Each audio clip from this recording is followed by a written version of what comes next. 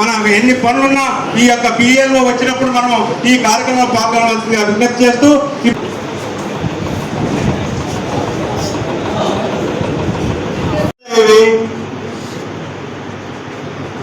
MLA అభ్యర్థిగా నిలబడే వ్యక్తికి 90 డిగ్రీలలో ఆలోచన చేస్తాడు. అంటే దాదాపు 195 నియోజకవర్గ పోలింగ్ బూతులు.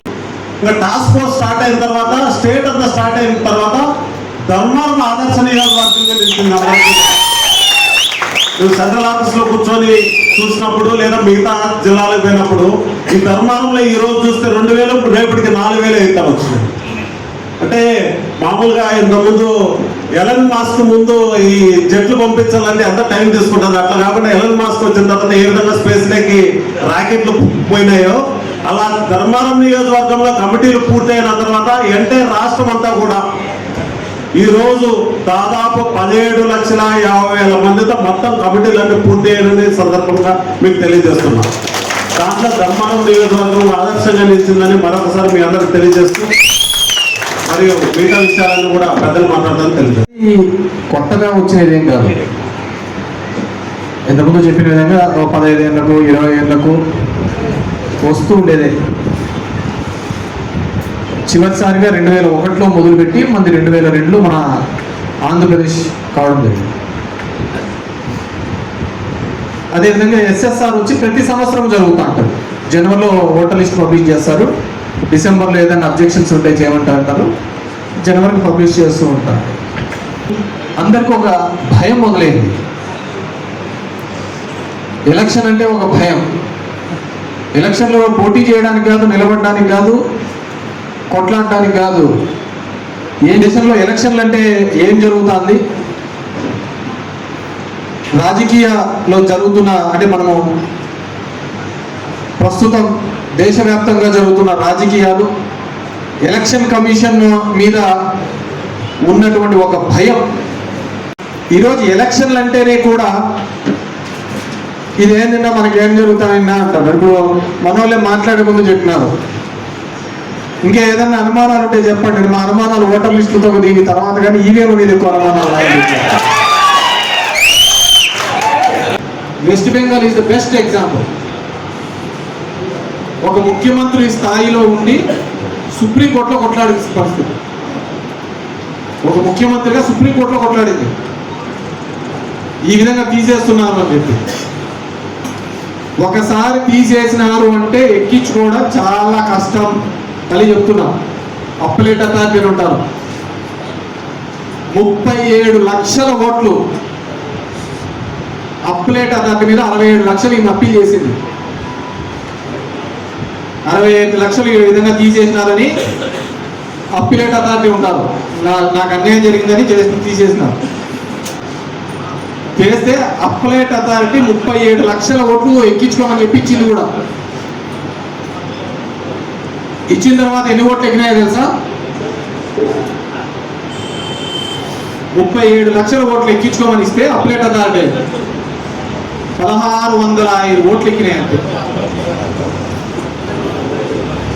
ఎన్ని ఓట్లు ఎక్కినాయి? 1605 ఓట్లు ఎక్కినాయి. ఎంత బ్యూటిఫుల్గా మనం చేసింటారు ఎలక్షన్.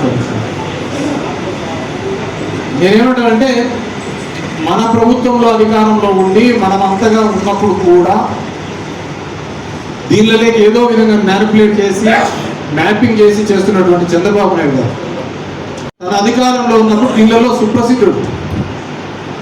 ఆయన ఇదెల్లా జనంలో వ్యతిరేకత ఉందని, ఆయన ఇదెల్లా మన సూపర్ 6 చేయలేదు, ఏమీ చేయలేదు, అందరినీ ఊరికనే కేసులు పెట్టబోతున్నామని చెప్పేసి తెలుసు. కాబట్టి ఏం జాగ్రత్త పడాలో ఆ జాగ్రత్త పడతారు. మనం కూడా అంతే జాగ్రత్తగా ఉండాలి. ఈరోజు జరుగుతున్న ప్రతి దాంట్లోనే కూడా బిఎల్ఏలు అప్రమత్తం లేకపోతే పార్టీకి నష్టం జరుగుతుంది. కాబట్టి మీ ఊర్లో కావచ్చు, మీ వార్డులో కావచ్చు, ఎక్కడైనా కానీ ఎవరైనా కానీ సరిగ్గా లేకపోతే వాళ్ళని మార్చుకోండి. బిఎల్ఏ మనకు దొంగ ఓట్లు వద్దు, మన ఓటు మనకు ఉంటే సార్. అర్థమవుతుందా? దొంగ ఓట్ల సంగతి కాదు, ముందు మన ఓటు మనం పెట్టుకుంటే సరిపోతుంది. మీ అందరినీ కోరుకునేది అదే. ఎందుకంటే రాబోయే నెక్స్ట్ వన్ మంత్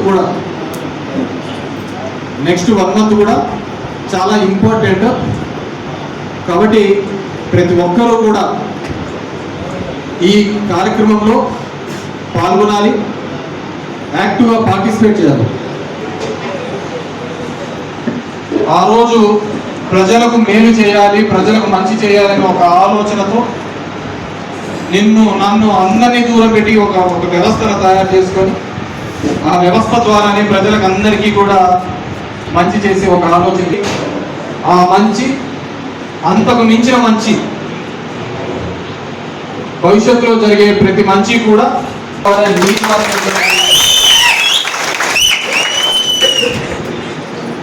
దానికంతా కూడా ఈరోజు కమిటీ మెంబర్స్ కానీ ఇవన్నీ కూడా దగ్గర 16,000 మందితో కమిటీస్ ఏర్పాటు చేయడం జరిగింది. మా నియోజకవర్గంలో, ధర్మవరం నియోజకవర్గం 89% వరకు పూర్తి చేయడం జరిగింది. దీనిలోకి మేము పెడుతూ ఉంటాము. ఏదైనా అప్డేట్ ఉన్నప్పుడు, అప్డేట్ పెట్టినప్పుడు దానికి ఓకేనో ఎన్నావనో ఏదో ఒకటి పెట్టండి. దానికి అది పెళ్లిళ్ళ ఫోటోలు, నేను తిరిగి వచ్చినవి ఇవన్నీ కాదు, ఓన్లీ ఎలక్షన్ దీనికి సంబంధించిన ఫోటోలు ఇవి అదేదో ఉంటాయి కదా, మీరు ఫార్వర్డ్ చేయకపోతే చచ్చిపోతారు, ఇట్లాంటివన్నీ కాకుండా సరే దాని క్యాప్షన్ పెట్టు, సరిగ్గా తిరగకపోతే పోతాం రే అని ఆ వాట్సాప్ గ్రూప్లో ఒకటి ఏర్పాటు చేస్తా అంటారు. దాంట్లో మీకు ఏదైనా అనుమానం ఉన్నా తప్పేం లేదు. అందరు మేధావులు ఏం కాదు. కొంతమందికి తెలిసి ఉండొచ్చు, కొంతమందికి తెలిసి ఉండదు. పార్టీకి కష్టపడే నాయకుడు ఉండొచ్చు, కానీ ఈ ఓటర్ లిస్ట్ మీద ఈ బిఏ ఎందుకంటే 20 ఏళ్ళ తర్వాత జరుగుతాను కూడా అవగాహన లేకపోయిండొచ్చు. దానికి ఆ గ్రూప్లో అయినా అడగండి, మీ లీడర్స్ని అయినా అడగండి. అండ్ అదేవిధంగా మీరు కూడా వార్డు ఇన్ఛార్జీలు కానీ, టౌన్లో పల్లెలలో ఉన్న లీడర్స్ కానీ, మండల లీడర్లు కానీ, గ్రామ నాయకులు కానీ అప్రమత్తంగా ఉండండి.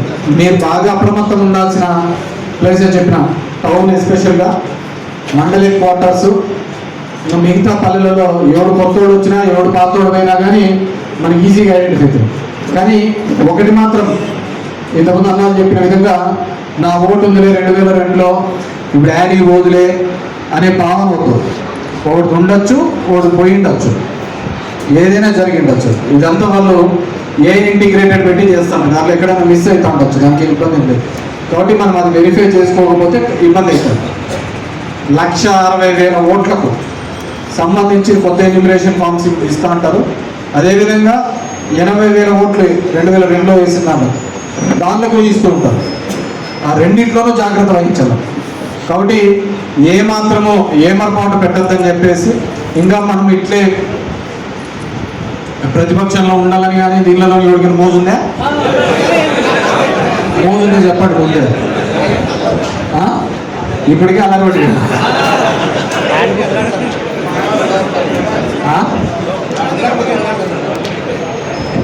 కాబట్టి ప్రతి ఒక్కరు కూడా అలర్ట్గా ఉండి చేసుకోకపోతే ఈ 1 మంతే. ఇప్పుడు కొత్తగా ఓటర్ లిస్ట్ బూతులు పెరుగుతున్నాయి. ఇంతకుముందు 1400 ఒక బూత్ అనేది కూడా ఉన్నాయి మ్యాక్సిమం, దాన్ని 1100 చేసినట్టున్నారు. 1100కే చేశారు ఇప్పుడు కొత్తగా.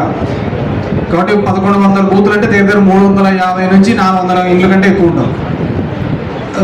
మీకు తెలియని ఏమైనా ఉండదు. చిన్న ఊర్లు అంటే అంతా 1-2 డేస్లో అయిపోతారు. వాటిలో కూడా అంతే 350 అంటే అది పెద్ద ఇదేం కాదు, ఒక బూత్కి అన్నికంటే ఎక్కువ రాదు. సో ఆ మ్యాపింగ్ చేసేటప్పుడు కూడా జాగ్రత్తగా చూసుకొని చేసుకోవాల్సిందిగా కోరుతున్నాను. ఎవరికైనా ఏమైనా డౌట్లు ఉన్నాయా? మళ్ళీ అన్ని తలకాయ ఊపినట్టు కాదు. ఇది ఒక హ్యాండ్ బుక్ ఉంటుంది, ఈడ పెట్టింటాము. బిఎల్ఏలు ఒక్కొక్కరు వచ్చి తీసుకోండి. ఎవరికైనా అనుమానాలు కానీ దీంట్లో 95% కవర్ అయింటారు. కవర్ కానీ ఏదైనా ఉందంటే మీరు వెనకల సీట్లో కూర్చొని పనుకున్న వాళ్ళకి మాత్రం కవర్ అయ్యింది, అంతకంటే వేరేది ఏంటంటే ఆడున్నప్పుడే మెసేజ్ వచ్చింది 27వ తేదీ ఆడి రాండి అయ్యా అని చెప్పేసి, మీతో ఏదో ఉంది ప్రోగ్రామ్ అని చెప్పేసి. కాబట్టి ఇదే ఉంటుంది. కాబట్టి ఆయప్ప మమ్మల్ని ఇడిచిపెట్టాడు, కింద ఈ అప్ప ఇడిచిపెట్టాడు, నేను మిమ్మల్ని ఇడిచిపెట్టాను. కాబట్టి ఇది కంపల్సరీ జరిగే వ్యవహారం కాబట్టి అందరూ యాక్టివ్గా ఉండాల్సిందిగా కోరుతున్నాను. అండ్ కాలనీకి సంబంధించిన బిఎల్ఏలు ఎవరున్నారు? ఏం రామలింగ ఎవరున్నారు? ఇదేనా? సో కాలనీకి సంబంధించిన బిఎల్ఏస్, అవుట్స్కట్స్లో ఉన్న బిఎల్ఏలు మీరు చాలా జాగ్రత్త పడాలి. ఎటువంటి ఎవడు వస్తాడు ఎవడు పోతాడో తెలియని సందర్భం. Thank you very much.